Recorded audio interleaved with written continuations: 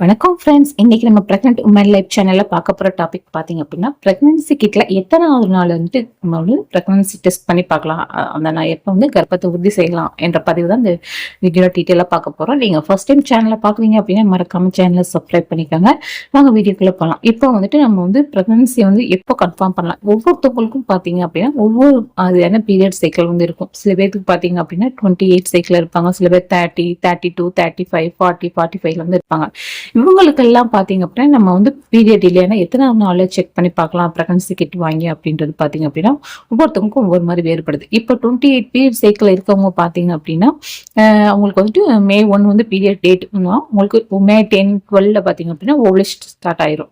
கரெக்டா வந்து 12வது நாள் ஓவலேஷன் ஸ்டார்ட் ஆனதுக்கு அப்புறம் பாத்தீங்க அப்படின்னா இந்த ஓவலேஷன் டைமிங்ல உங்களுக்கு வந்து உருவான கரு பாத்தீங்க அப்படின்னா யூட்ரஸ்ல பதியறதுக்கு ஒரு 2 வீக்ஸ் வந்து எடுத்துக்கும். அப்படி இருக்கும்போது பாத்தீங்க அப்படின்னா உங்களுக்கு வந்து 28 சைக்கிள் இருக்கவங்க பாத்தீங்கன்னா எப்போ செக் பண்ணலாம் பாத்தீங்க அப்படின்னா, உங்களுக்கு பீரியட் வந்து மிஸ் ஆகுது அப்படின்னா ஒரு 5 டேஸ்க்கு அப்புறம், இப்போ 5 அல்லது 7 டேஸ்க்கு அப்புறம் நீங்க செக் பண்ணி பார்த்தீங்க அப்படின்னா ஒரு 35 டேஸ்ல வந்து செக் பண்ணி பார்க்கும்போது உங்களுக்கு கரெக்டான ரிசல்ட் வந்து கிடைக்கும். சில நேரம் பார்த்தீங்க அப்படின்னா சில பேருக்கு மைல்டான வந்து கோடு இருக்கும். மைல்டா கோடு வந்தாலே சப்போஸ் வந்து ஒரு 80% பிரெக்னன்சி கன்ஃபார்ம் ஆகிறதுக்கு வாய்ப்பு இருக்கு.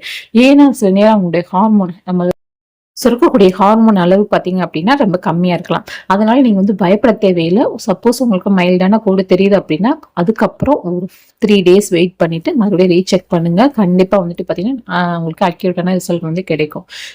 சில பேருக்கு 30, 35 இப்படி வரும்போது 45 எல்லாம் வரும்போது பாத்தீங்கன்னா நாங்க எப்போ வந்து செக் பண்ணி பாக்குறது அப்படின்றது வந்து பாத்தீங்கன்னா உங்களுக்கு எல்லாம் இரகுலர் பீரியட் சைக்கிள் வந்து இருப்பாங்க.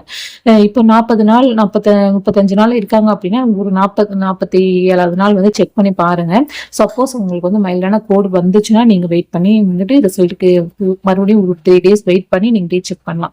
அப்படி இல்லை நான் வந்து 35 டேஸ் பீரியட் சைக்கிள் இருக்கேன், நான் 42 டேஸ்ல வந்து செக் பண்ணி பாக்குறேன், ஆனா வந்துட்டு எங்க சிங்கிள் லைன் தான் வருது அப்படின்னா உங்களுக்கு கண்டிப்பா வந்துட்டு அது பிரெக்னன்சிக்கான வாய்ப்பு ரொம்ப கம்மி தான்.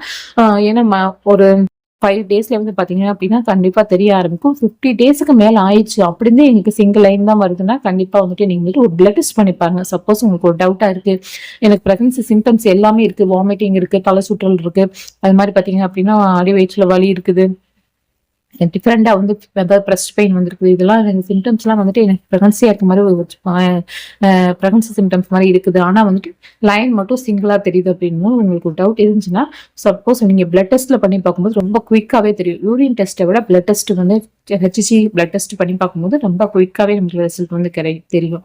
அதனால குறைஞ்சது உங்க பீரியட் தள்ளி போய் ஒரு 10 நாளுக்குள்ள கண்டிப்பா நீங்க பிரெக்னண்டா இருந்தீங்க அப்படின்னா பீரியட் தள்ளி போனா 10 நாள் கழிச்சு 10 நாள் உங்களுக்கு கண்டிப்பா அந்த டபுள் லைன் வரும். அப்படி நீங்க வரல, அந்த 10 நாளை தாண்டியும் சில பேருக்கு வந்து மைல்டான கோடு இருக்குது அப்படின்னா நீங்க ஹாஸ்பிட்டல் விசிட் பண்ணி கண்டிப்பா செக் பண்ணி பார்க்கணும் எதனால இந்த மைல்டான கோடு வருது அப்படின்றத நம்ம வந்து ஒரு பிளட் டெஸ்ட் பண்ணி பார்த்து அதை வந்து நம்ம கண்டுபிடிக்கணும். மற்றபடி வந்து பாத்தீங்கன்னா பீரியட் தள்ளி போனா 2வது நாளே செக் பண்ண எனக்கு வந்து ரிசல்ட் தெரியுமானா கண்டிப்பா வந்து வாய்ப்பு ரொம்ப ரொம்ப கம்மி. அப்படியே தெரிஞ்சாலும் ரொம்பவே வந்துட்டு மைல்டா தெரியும். அதனால சில பேர் வந்து சப்போஸ் பிரெக்னன்சி இல்லையா அப்படின்ற மாதிரி வந்துட்டு ஃபீல் பண்ணுவாங்க. அதனால நீங்க குறைஞ்சது எந்த பீரியட் சைக்கிளா இருந்தாலும் சரி, 28, 30, 35, 45 எந்த பீரியட் சைக்கிளா இருந்தாலும் உங்களுக்கு பீரியட் மிஸ் ஆன 10 நாள் கழிச்சு நீங்க செக் பண்ணி பாருங்க. எவ்வளவு நாள் பொறுமையா இருந்துட்டும் அந்த ஒரு 10 நாள் வந்து நீங்க பொறுமையா இருக்க முடியாது. ஒரு 10 டேஸ் வெயிட் பண்ணி நீங்க செக் பண்ணி பார்க்கும்போது கரெக்டான ரிசல்ட் வந்து உங்களுக்கு கிடைக்கும். டபுள் லைன் வந்து பாத்தீங்க அப்படின்னா கண்டிப்பா கிடைக்கும். இன்னொன்னு செக் பண்ணும்போது சில பேர் மிஸ்டேக் பண்ணுவாங்க, கையில வச்சுட்டு அப்படி வந்து ஆட்டிட்டு அந்த மாதிரி டெஸ்ட் பண்ணும்போது பாத்தீங்க அப்படின்னா ரிசல்ட் வந்து தெரியாது. அதனால கீழே நல்லா ஃபிளாட்டா வச்சிருங்க. அதுக்கப்புறம் 3 டிராப்ஸ் வந்து மட்டும் நீங்க விடுங்க, அதிகமா விட வேணாம்.